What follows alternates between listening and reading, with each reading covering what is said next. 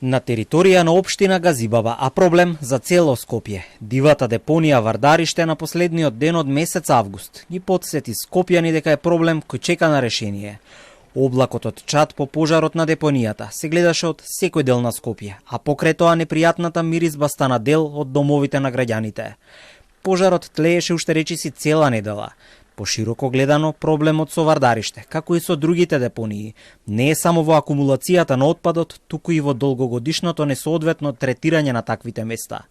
Сега веќе нема влез во депонијата Вардариште и истата е целосно затворена за движење, откако владата воведе итни мерки по состојбата со пожарот. Снимките се направени претходно.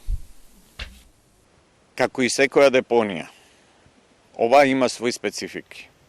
Значи, ова депонија е поставена во тело кое што не е наменето за депонија. Значи, таму се ископувало песок и чакал. Значи, тлото е порозно. Депонии се поставуваат на места кај што тлото е водонепропусно у најмала рака и при тоа се преземаат инженерски мерки. Значи, изолација на дното, изолација на страните на депонијата, поставување на дренашни системи, поставување на неколку слоеви од природни или геосинтетски материјали кои што не дозволуваат исцедокот да оди во водотеците или во подземните води, тоа не е направено. Особено е порозно тлото на депонијата. Заради тоа, која и мерка да се преземе со депонијата треба да предвиди целосна изолација на депонијата и контакт со реката Вардар.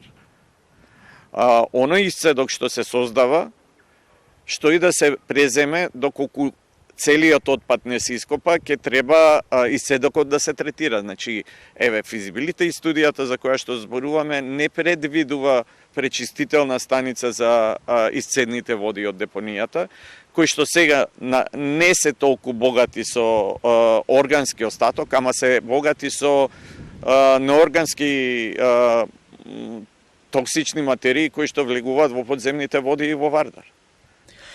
Природата на отпадот, особено тој што не бил правилно обработен, може да предизвика сериозни еколошки последици, како што се пожари, загадување на воздухот и подземните води и долгорочни здравствени ризици за населението во близина. Брзо решение не постои, потенцира Иванов и апелира надлежните да се фокусираат на долгорочните решенија и на обезбедување средства за реализација на истите.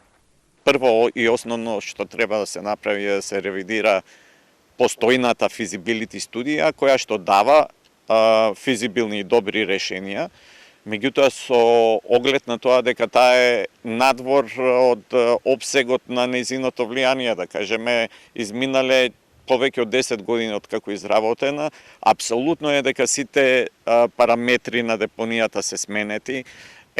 Малце од стручен аспект, ако тогаш била биоактивна, односно се уште имало разградувачки процеси и генерација на метан, генерирање на метан од биоразградливи материјали, тој процес веќе слегнува и се намалува и веројатно нема да има потреба од такви мерки за активна дегасификација на депонијата како што е предвидено со студијата. Од друга страна, самите параметри на депонијата се сменети, таму постојано се носи некој отпад. Колку е реално да се очекува дека некогаш на тој простор може да има функционален објект, парк или тоа да стане хумана средина? Иванов одговара дека депонијата, ако се изолира соодветно, рационално решение би било изградба на соларна централа, која што ќе генерира приход и ќе овозможи следење или мониторинг на депонијата во следните 30 години после затворањето.